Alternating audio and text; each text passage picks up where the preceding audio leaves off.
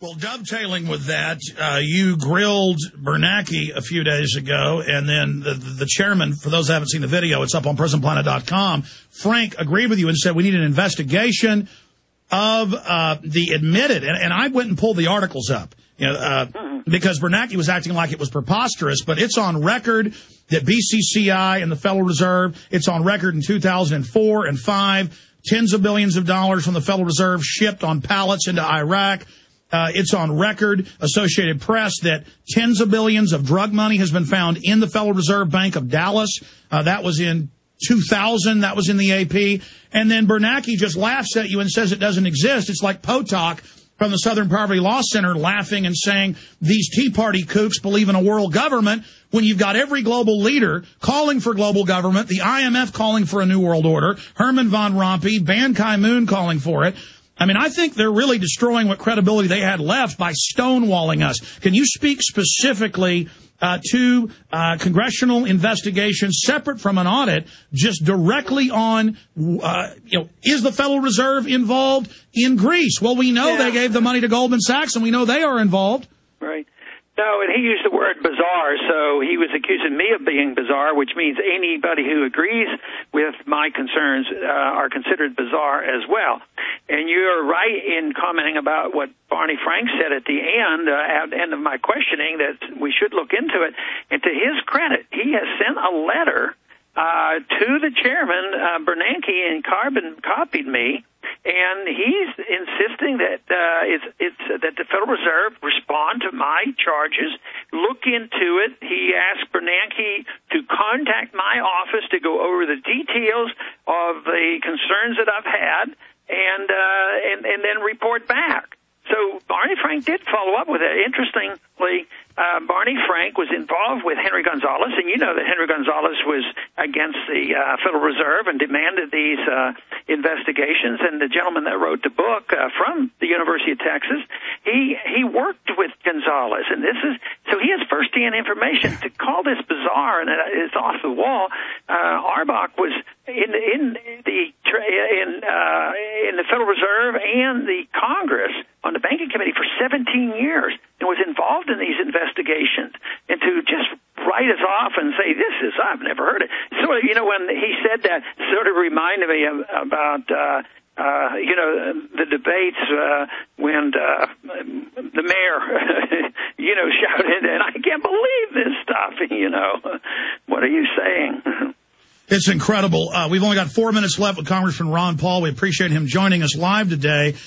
The New York Times is reporting they may try to revive the carbon tax with a direct tax on fuel at the refinery. Senate trio hopes to hit pay dirt with carbon fee at the oil company's request. Where is the carbon tax going, as well as health care? Well, it's hard for me to believe they'll do that, even though it's alive and they want to, and that's their goal, and they will if they can. But under these conditions, it is so bad of an idea, it just blows my mind to think that they'll pursue that. So I don't know the details on whether that's going to go through or not, but I can guarantee you there's plenty up here who still believe in it and will pursue it. But I hope they come to their senses and realize how detrimental it would be.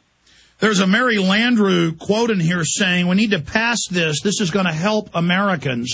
I mean, how bizarre. More taxes. People are going bankrupt. In closing, Congressman, we've now discovered that an Obama campaign operative has founded a coffee party. I actually had this idea with listeners 2 months ago to get real constitutionalists to take the Tea Parties back from the neocons.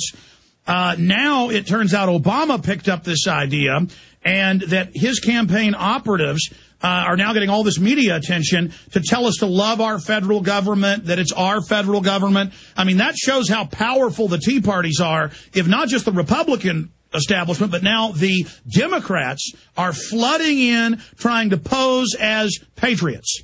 Yeah. Yeah, they want us to love the government. How about loving our country and understanding what freedom is all about?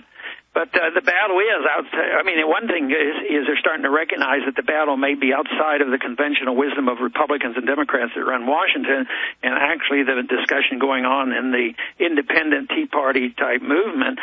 And there's no reason to think that everybody is going to believe the right thing and get together and do the right thing in those who are objecting. But anybody who's involved better realize that if a significant movement, erupts like the Tea Party movement, there will be plenty left and right, and everybody else who has a special interest will want to get in and try to control it. Well, to see the establishment trying to pose as anti-establishment is truly sickening. but I mean, look at your 84% approval rating. People know the real McCoy. 1 minute left.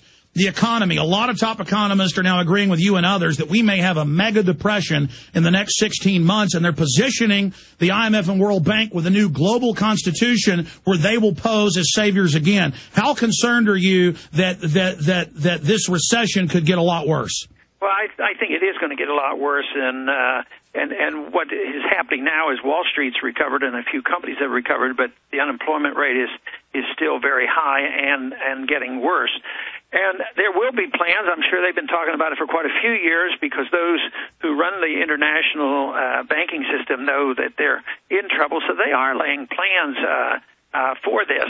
But people do ask me about, well, do you think this will bring on the North American Union and North American currency?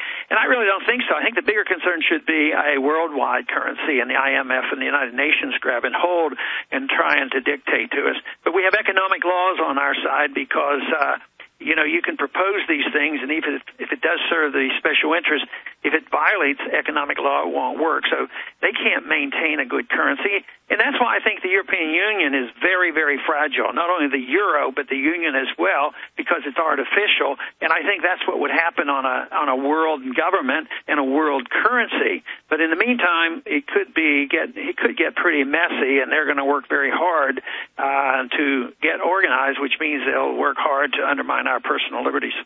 Congressman, we're going to let you go. In closing, I just want to say no one in Congress that I've ever studied works as hard as you, does as much media, writes as much legislation. You are a champion. God bless you. Thank you very much. Got to go.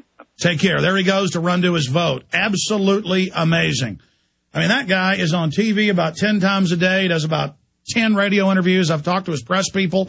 Folks, I do 4 hours a day and do 2 or 3 interviews a day, and I'm constantly turning them down because at 36 years old,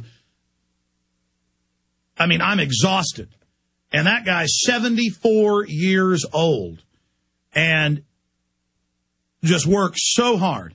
And I'm just honored that I've been interviewing him since 1996 and that he has never changed, never flip-flopped. He's absolutely amazing. Congressman Ron Paul, 80% of the vote in the Texas primary, unheard of, 84% approval rating in polls.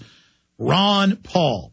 But, he's a kook. It's outrageous that the Federal Reserve's involved in bailouts or money laundering. And Bernanke will get up there and say, we've made all the money public. And then they say, okay, make this public. Well, we're not going to make that public. They think viewers on TV are so stupid. They get up in front of the Congress and lie in front of everyone. Unbelievable.